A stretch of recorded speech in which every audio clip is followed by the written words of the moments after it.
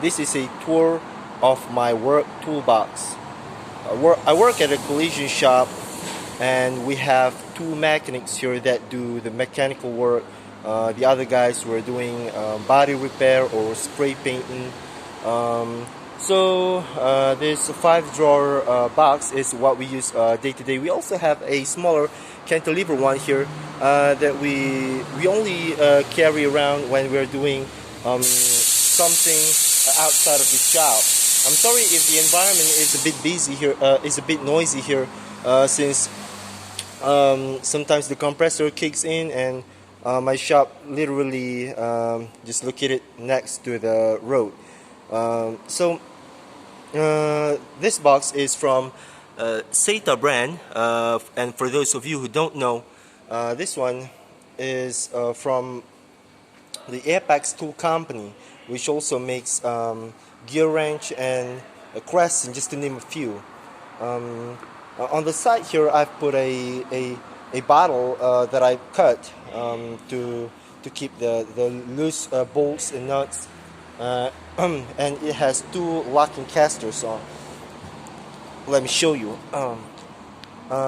So let's take a look at the first drawer. In the first drawer, I've got like my half-inch square drive socket set, extension, ratchet, sockets, universal joint. I've also got this cool 7-point lock nut with half-inch square drive that you can connect directly to the impact wrench without the need of an adapter socket. My box and wrench set, which I have one missing here. My combination wrenches ranging from 8mm all the way to 19mm without skipping any sizes, I believe. Torx,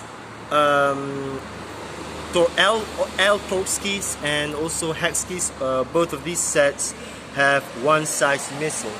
Now let's take a look at the next second drawer. Just a thing to note that this toolbox does not have a soft close drawer, so it'll slam down on you, and you can also open multiple drawers at once, which is something that I don't really like about this box, because it just increases the risk of the box tipping over. So in this second drawer here, we've got the big combination wrenches and also the smaller sizes. The big ones went from 20 all the way to 24mm. I think no, it doesn't. It didn't skip any size. The smaller ones is 5.5 all the way to 6 mils, or I'm sorry, 7 mils. 7 mil. On the side here, I've got this precision flat screwdriver, side cutter, needle nose plier, ball peen hammer, some punches and chisel, and also a filler gauge set. And another thing is, this box is owned by my company. My shop paid for this box and everything in it, so I don't own or pay for any of this anything inside of this box. We, like I said, we have two mechanics here, and we share this one toolbox, but it's not really a problem, since most of the time the two of us work together on this on the same job. Usually it's something heavy, like pulling transmissions or engines out of the car. So in this third drawer, we got a 7-inch locking plier, an 8-inch adjustable wrench. I believe there should be another adjustable wrench, another needle nose, and a locking needle nose, I believe, that all went missing. And here should be a precision screwdriver set. All my screwdrivers, Phillips and flats, and I've got one with a striking cap. So that one comes with a striking cap that you can hammer on. flex head wrenches, WD-40, utility knife, very cheap one, a rechargeable flashlight which I got around $5, and my company pays for it, and a clip prying tool.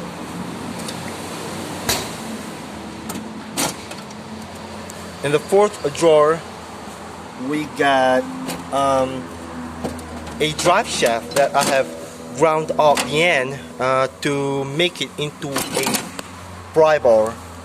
Now, I have a hard time holding these drawers open. A pneumatic impact wrench, air blow gun, tire lever which serves as a pry bar, some T-wrenches, a couple more locking pliers that we use to pinch the brake line when we're replacing the axle beam, and a flexible magnet. And in this container we got a multimeter, a Unity, and I particularly like this one since it has a very good display. You can tilt it at any angle, and you will still have and you can still see the display real good, and also nice backlight too. Let me show you. So you can see that it's really bright, and this one can also measures temperature, which is really cool. It costs something like $15 or something. So we also got like some loose specialty sockets, like spark plug sockets. You know, like I said, I work at a collision shop, so replacing spark plugs is not a routine thing to do here. So spark plug socket is considered a specialty socket here. And drive shaft socket. Also, this is a Torx T55 for rear wheel bearing. Other stuff in here including flare nut wrench, replacement blades for the knife, temperature probe, a thermocouple for the meter to measure temperature. This thing is a ruler used to measure the gap between body panels, and a special tool used for removing CV joint from the drive shaft. We do that a lot here, and we make it from a front wheel bearing race. So in the next drawer, this is the last bottom drawer. Wait, let me hold it there. In the last bottom drawer, we got a safety goggle, a sliding hammer. That one. Let me show you. A couple pipe wrench, a jumper pack, pneumatic die grinder, a couple tire iron. Yeah, I'm sorry. I think I mentioned this metal here as tire iron. Well, that is actually a tire lever, and a gasket scraper, a couple paint brushes for cleaning parts, and yeah, this one.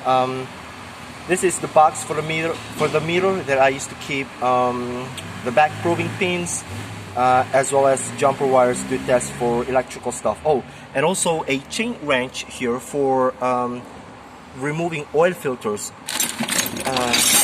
Yeah, this one, the one with the red handle. And I think there is all the way. Oh yeah, this is a snap ring plier for removing CV joint, for removing CV joint circlip. Like I said, we do that a lot around here. Yeah, all the stuff in the bottom drawer is mostly just laying around there without any without being organized. Up here I got a a torque wrench, a copper spray for head gasket, twist tie, some electrical tapes, silicone gasket maker, PTFE tape, drive shaft grease, and yeah, a low profile floor jack. I really like that one, and also a 2-post hoist. That one is a Ravaglioli. So that is the end to my work toolbox tour, and I hope you guys enjoy watching it, and see you guys next time.